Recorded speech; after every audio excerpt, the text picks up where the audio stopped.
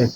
दोस्तों नमस्कार, मैं रोहित प्रजापति इस समय प्रयागराज के सांसों एरिया में खड़ा हूं, जहां पर एक किन्नर समाज के साथ हो रहे अत्याचार के विषय में मैं उन्हीं से जानना चाहूंगा क्या पूरा मामला है, क्यों वो इतनी परेशान रहती हैं, उनको किस व्यक्ति द्वारा धमकी मिलता है, क्या कारण रहा है कि वो अ, आज इतनी अधिक परेशान होने के बाद डरी और सहम जाने की वजह से हमारी जरूरत इनको पड़ी और मैं सीधे आपको नैना जी से मुलाकात कराता हूँ, सारी समस्याओं से वाकिफ कराता हूँ।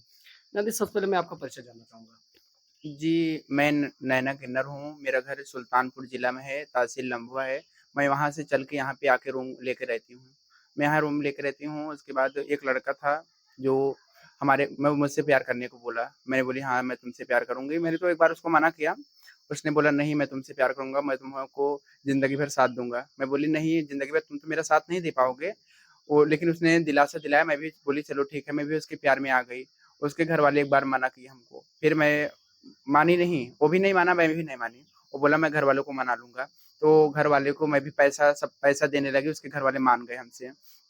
उसके घरवाले मान गए तो उसने थोड़ा झंझट में चला गया था जेल, 5-6 महीना जेल में था। जो खर्चा लगा वहाँ का सारा खर्चा मैं दी, 70-80 हज़ार रुपए लगा, जितना लगा मैं दी और बाकी का सारा कमाई उसका घर बन रहा था। उसकी मम्मी बोली, "तुमको इस घर में बहू बन के आना है, तो म मेरा बेटा तो कमा नहीं रहा है, तुम और सब लोग दे रहे हैं वैसे तुम भी दो, तुमको भी घर में हिस्सा लेना है।" मैंने मेरे मतलब आप जानती हो हम लोग कमाते हैं। हाँ, तो जितना पैसा मेरा था, मैं उसके घर पे सारा पैसा दे मैं मेरे खर्चे के लिए अपने पैसे अपनी पॉकेट से अपना खर्चा भर निकालती थी, बाकी सारा पैसा मैं उसके घर पे देती थी। वो अब सारा पैसा ले लिया, उसके बाद जो कुछ मेरे पास था, मैं अपना सब कुछ उसको दे दी। मतलब जो मेरे पास था सब कुछ मैं उसको देती गई, वो लोग लेते गए। तब तक मुझसे खुश थे, जब तक मैं उनको पैसा दी। उसके बाद मैं धीरे-धीरे समझने लगी कि पैसा कुछ ज़्यादा ले रहा है, मैं उससे थोड़ा दूर होने लगी। तब फिर एक दिन हाँ, एक दिन मैं उससे बोली कि मैं पैसा नहीं दूँगी, उसने थोड़ा झगड़ा करके चला गया हमसे। फिर उसके बाद थोड़ा फ़ोन-वोन करना बंद कर दिया। तो फिर उसके बाद उसकी मम्मी जो है, उसकी शादी किसी लड़के से करा रही थी, हमको नहीं पता था वो शादी करा रही हैं। तब फिर धीरे-धीरे वो मेरे साथ में एक दिन बैठा था, उस लड़की का फ़ोन आया तो मैं बोली, "कौन ये लड़की है?" तो वो बोला कि ये लड़की मेरे मामा का लड़की है। तो मैं बोली, "तुम्हारे मामा का जब लड़की है, तो तुम्हारे पास क्यों रात को मैसेज कर रही है?" तो उसने बोला मैसेजेस लेकर रहे कि मुझे ऐसे बातों-बातों में बहका दिया। मैं उसका नंबर ले लिया उसकी मामा की लड़की का। जब मैं उसका नंबर ले ली, तो उससे मैं बात की, उसने बताया कि मेरा उसका नाम लड़का का नाम विनीत है। हाँ, तो मैं उससे बोली मैं उससे बोली कि तुम इनसे बात करती हो? बोली हाँ, मैं बात करती हूँ, मेरा 4 साल का रिलेशन है। तो मैं बोली तुम्हारा 4 साल का रिलेशन है, मेरा भी 1 साल हो गया है। तो बोली कि मेरा कोर्ट मैरिज होने वाला है। मैं बोली अगर तुम्हारा कोर्ट मैरिज होने वाला है, तो उसकी मम्मी हमसे भी कह रही थी कोर्ट मैरिज करने की। इसकी जो मम्मी है, उससे उससे बात कर रही थी, उसको बोलती थी मैं तुमसे कोर्ट मैरिज कराऊँगी और वही बात उसकी मम्मी हमसे भी बोल रही थी कि मैं तुमसे भी कोर्ट मैरिज कराऊँगी। तो मैं यही बात नहीं समझ पाई, उसके ऐसे-ऐसे क्यों कर रहे हैं वो लोग। फिर कुछ दिन बाद ऐसे-ऐसे होने लगा, लड़का भी हमसे कम बात करने लगा। मैं इससे बोली तुम मेरा सारा पैसा दे दो। तो ये लोग हमसे बात करना बंद कर दिए। ये लड़का जो है थोड़ा बदमाश टाइप है, ये लोग हमको मारने की भी धमकी दे दी है। बोले अगर तुम ज़्यादा वो करोगे तो मैं तुमको मारूँगा, ऐसे-ऐसे 2-4 लोग को ला के लेके आएँगे, तुम्हारा तो यहाँ कोई है नहीं। मैं इस डर से बाकी मैं एफआईआर भी दर्ज करने वाली थी। मैं इसी डर की वजह से एफआईआर दर्ज नहीं कर पाई। देखो मेरे पास जितना पैसा था वो ले लिया, मुझे मंज़ूर है और भी ले ले मुझे मंज़ूर है। लेकिन वो लोग जो हमको खोए हैं, बाकी जो मेरे शादी का वीडियो है उसने मुझसे शादी भी किया है, मैं शादी की हूँ तो जाऊँगी तो उसी के घर में जाऊँगी। मुझे उसके घर में जाना है, अच्छा, बस। उस आपने शादी की बात की है, हुँ। शादी की वीडियो या फुटेज आपके पास है? मेरे पास शादी की वीडियो भी है, मेरे पास शादी की फ़ोटो भी है।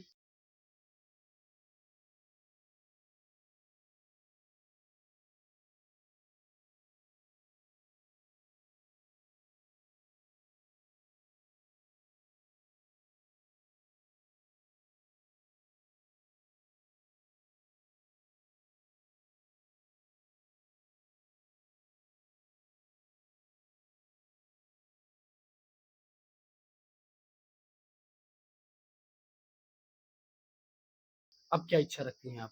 मैं यही इच्छा रखती हूँ, कुछ भी हो जाए, वो मुझसे कुछ भी ले ले, बाकी मुझे वो अपने घर में लेके जाए। अच्छा, रिलेशन में लगभग कितने दिन हो गया उनका आपका? मेरा रिलेशन उनसे 8-9 महीना हो गया। केवल रिलेशनशिप तक ही आप लोग हैं या फिर एक सीमा होती है, उस नहीं सीमा के सब सारी सीमा हम लोग पार कर चुके हैं, हमारे शारीरिक संबंध भी उसके साथ डेली होता था, जब वो मेरे पास आता था। अब अच्छा, वो लड़के के पिताजी हैं? लड़के के पिताजी भी हैं, लड़के के सब हैं अभी।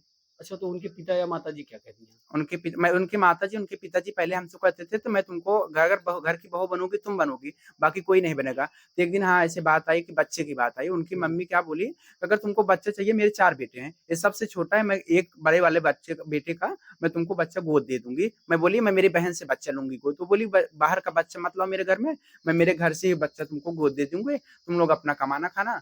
मैं बोली चलो ठीक है। तो वो मुझे मना कर दी बच्चा, वो बहन का बच्चा लेने से। मैं मेरी बहन से बोली थी बच्चा लेने के। मैं मेरी बहन को बोली मुझे बच्चा मत दो आप, मैं वहीं से ले लूँगी। अब वो उसकी मम्मी मुझसे ही एक सवाल, फिर एक दिन हाँ, बात हुई, मैं बोली मम्मी अगर मैं आऊँगी तो मैं ही आऊँगी, अगर कोई दूसरी लड़की आई, मैं भी तुम्हारे घर में घुस के रहूँगी। तो उसकी मम्मी बोल रही है कि नहीं, तुम मुझे बच्चा पहले दो। मैं कहाँ से बच्चा लाऊँ?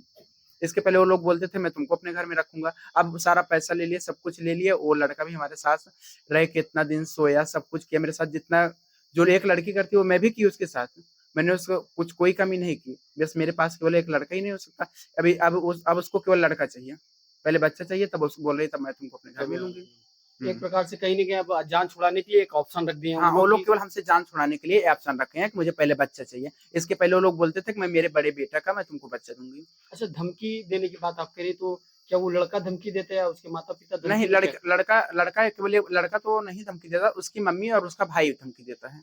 लड़का अभी तक नहीं धमकी दिया क्या है। कहता है वो? वो बोलता है कि तुमको यहाँ से हम बहुत दूर करा देंगे, तुमको ज़्यादा वो अत्याचार करोगे, मैं तुमको मार के फेंकवा दूँगा। अगर मुझे कुछ हो रहा है, लड़का भी कर सकता है क्योंकि लड़का भी गुंडा है और लड़का भी बदमाश है, अगर कुछ हो सकता है तो लड़का भी कर सकता है, ज़्यादातर उसकी माँ, उसका बेटा कर सकता है।